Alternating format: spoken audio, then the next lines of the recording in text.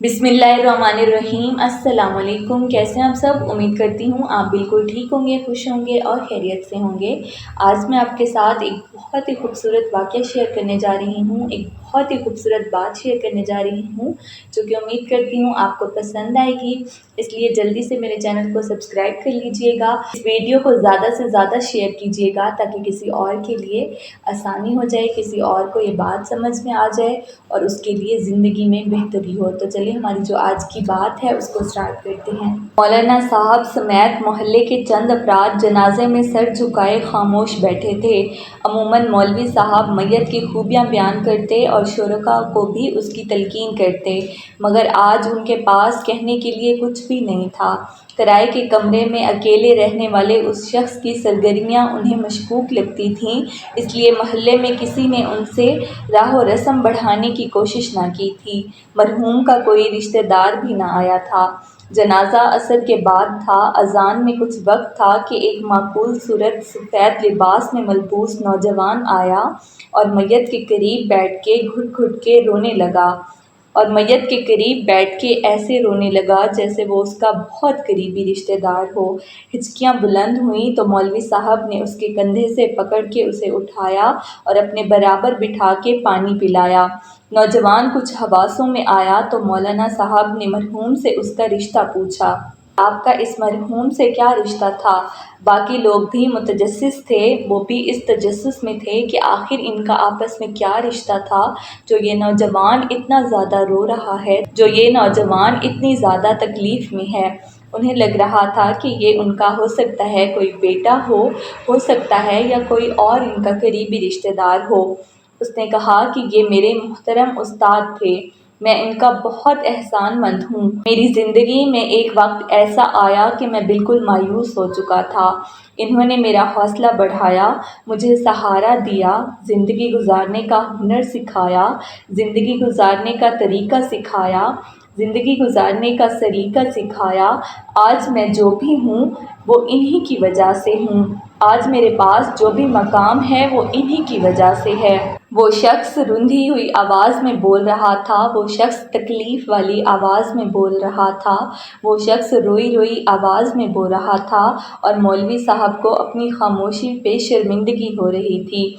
वाकई दुनिया में कुछ लोग इतने अजीम होते हैं कि चुपचाप अपने हिस्से का काम कर जाते हैं और लोगों को कानो कान खबर भी नहीं होती। नाजा पढ़ के मोहल्ले वाले मौलवी साहब के हमरा कब्रिस्तान की तरफ रवाना हुए। कब्रिस्तान करीब ही था, इसलिए मैयत को पैदल ही लेकर आए। लोग बारी बारी मैयत को कंधा दे रहे थे।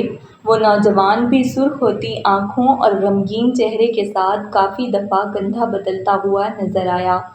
मौलाना साहब को मरहूम पे रश्क आया। आजकल इतने सादतमंद शागिर्द कहाँ होते हैं। तदफीन के बाद मौलवी साहब ने नौजवान की तलाश में नज़रें घुमाईं तो उन्हें वो कहीं भी नज़र न आया। उन्होंने हाथ में पकड़ी तस्बीह जेब में डालनी चाही तो हाथ आर पार हो गया। मौलवी साहब की हालत देख के काफ़ी लोगों ने अपनी जेब में हाथ डाला तो हैरान रह गए।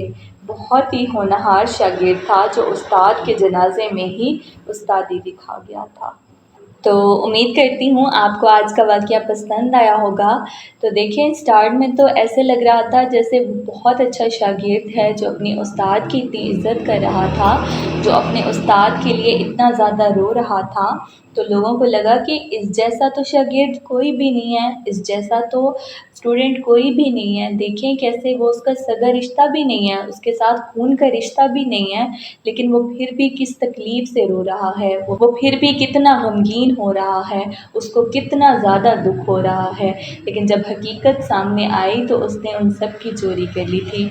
तो इस वाक़ये को बयान करने का मेरा मकसद ये है कि बाज़ दफ़ा जैसा हम लोगों को देख रहे होते हैं वैसा बिल्कुल भी नहीं होता। कभी कभी हम लोगों को जज करने लग जाते हैं, हम ये सोचने लग जाते हैं कि ये इंसान तो ऐसे होगा, ये इंसान तो इस तरह का इंसान है। कोई भी हकीकत जाने बगैर हम राय कायम कर लेते हैं कि ये इंसान ऐसे होगा, हालांकि वो वैसा नहीं होता। हम खुद उसको जज कर लेते हैं और बाज़ दफ़ा ऐसा होता है कि हम किसी को बहुत अच्छा समझने लग जाते हैं, हम उस पर अंधाधुंध ट्रस्ट करने लग जाते हैं। तो हालांकि ऐसा भी नहीं होता और वही लोग हमें धोखा दे जाते हैं। तो अपनी नज़रें جو ہیں اس کو کھلا رکھیں، آس پاس لوگوں پہ دھیان دیں، اور ایک جو کہتے ہیں نا کہ ایک بیلنس رکھیں، نہ بہت زیادہ لوگوں پہ ٹرسٹ کریں، نہ ایسے لوگوں کو جج کریں کہ انہیں برا ہی سمجھنے لگ جائیں۔ تو جس کو کہتے ہیں نا کہ بیلنس آپ نے وہ رکھنا ہے، آپ نے اپنی سمجھ کا استعمال کرنا ہے اور اس کو ایک اچھے انداز میں، ایک اچھے طریقے سے سمجھنا ہے، تاکہ کسی اور کے ساتھ، سامنے والے کے ساتھ زیادتی نہ ہو جائے کہ آپ اس کو غلط سمجھیں۔ اور ایسے بھی نہیں کریں کہ آپ اس پہ اندھا دھند ٹرسٹ کر لیں، آپ اس پہ اندھا دھند یقین کر لیں اور وہ انسان آپ کو دھوکہ دے جائے، اور بعد میں آپ خود کو تکلیف میں رکھیں کہ آپ نے کیسے دھوکہ کھا لیا۔ تو امید کرتی ہوں آپ کو آج کا واقعہ پسند آیا ہوگا۔ اگر ایسا ہی ہو تو آپ نے میرے چینل کو لازمی طور پہ سبسکرائب کر لینا ہے، تاکہ اس طرح کی ویڈیوز میں جب بھی اپلوڈ کروں تو وہ آپ تک سب سے پہلے پہنچیں۔ تو انشاءاللہ پھر ملیں گے ایک نئی سٹوری کے ساتھ، ایک نئی کہانی کے ساتھ، ایک نئے ٹاپک کے ساتھ، ایک نئی بات کے ساتھ، ایک نئی سوچ کے ساتھ اور ایک نئے ولاگ کے ساتھ۔ تب تک آپ لوگوں نے اپنا بہت زیادہ خیال رکھنا ہے، مجھے اپنی دعاؤں میں یاد رکھنا ہے۔ فی امان اللہ، اللہ حافظ۔